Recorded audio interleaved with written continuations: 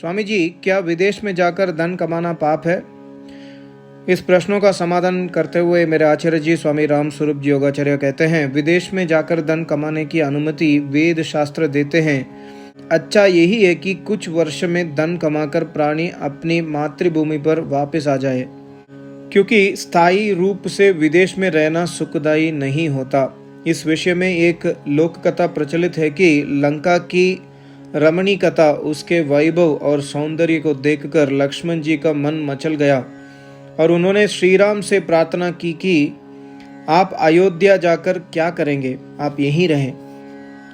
इस पर श्री राम ने लक्ष्मण से कहा, अपि स्वर्गमयी लंका न में लक्ष्मण रोचते, जननी जन्मभूमिश्च स्वर्गादपि गरीयसी।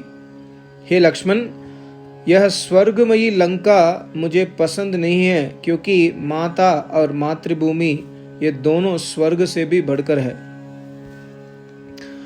अगला सवाल, पेट को कम करने के लिए कौन से आसन उपयुक्त है? मेरे आचार्य जी कहते हैं, इसके लिए वज्र आसन, अर्धमत्स्येंद्र आसन, सर्प आसन, उत्तानपादासन, पश्चिमोत्तानासन, पद्मासन लाभदायक है। इसके अलावा सुबह लंबी सैर करें, नित्य दिन भर में 15 से 20 गिलास पानी के पिए, तले भोजन से परहेज करें तथा हल्का खाना खाएं। अगले सवाल, क्या ईश्वर से की हुई प्रार्थना सफल हो जाती है? मेरे आचार्य जी कहते हैं, इस विषय में ऋग्वेद मंत्र 1:10:5 में कहा कि संसार में जो भी शोभा युक्त पदार्थ है वह सब परमेश्वर की अनंत शक्ति द्वारा ही रचित है। इस कारण जो जो पदार्थ हम ईश्वर से प्रार्थना के द्वारा मांगते हैं वह सब पदार्थ हमारे अत्यंत पुरुषार्थ मेहनत के द्वारा ही प्राप्त होने योग्य है।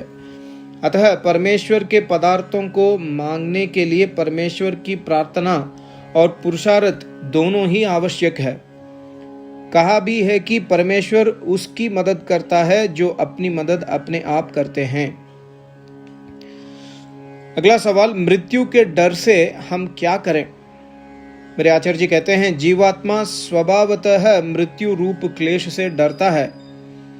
उधर इंद्रियां मनुष्य को पाप कर्म करने के लिए अपने अपने विषय में खींचती है, क्योंकि जीवात्मा भौतिकवाद की चमक दमक की ओर आकर्षित रहता है, जिस कारण वह अपने स्वरूप को नहीं जानता और आत्मा की शक्तियां छिपी रहती हैं।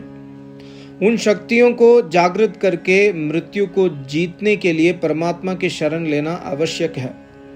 अतः यजुर्वेद 40/2 का उपदेश है कि सभी मनुष्य गृहस्थ, समाज एवं देश के प्रति कर्तव्य कर्म करते हुए ईश्वर भक्ति अवश्य करें, क्योंकि ऋग्वेद मंत्र 10:48-5 में कहा कि परमेश्वर की भक्ति करने वाला मृत्यु को जीत लेता है।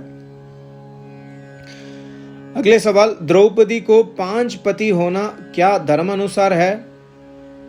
मेरे आचार्य जी उत्तर देते हुए कहते हैं, द्रौपदी के 5 पति नहीं थे, अपितु यह भारतीय संस्कृति को तहस नहस करने का षड्यंत्र है। महाभारत के आदि पर्व में सत्य कथा है कि जब अर्जुन ने राजा द्रुपद द्वारा रचे स्वयंवर की शर्त को पूरा किया, तब राजा द्रुपद ने कहा कि हे अर्जुन, आज आप मेरी पुत्री से विधि पूर्वक विवाह करें। उसी समय धर्मात्मा राजा युधिष्ठिर ने कहा कि हे राजन, विवाह तो मेरा भी करना होगा, और इस प्रकार युधिष्ठिर से ही द्रौपदी का विवाह हुआ था।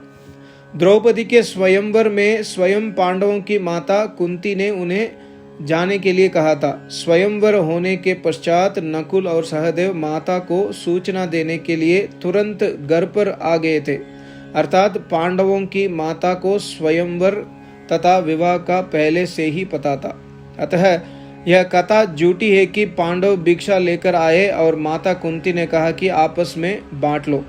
5 पांडवों की अलग अलग पत्नियां थी, यही सच है। कितने सुंदर उत्तर हैं। सबको नमस्ते। ओम।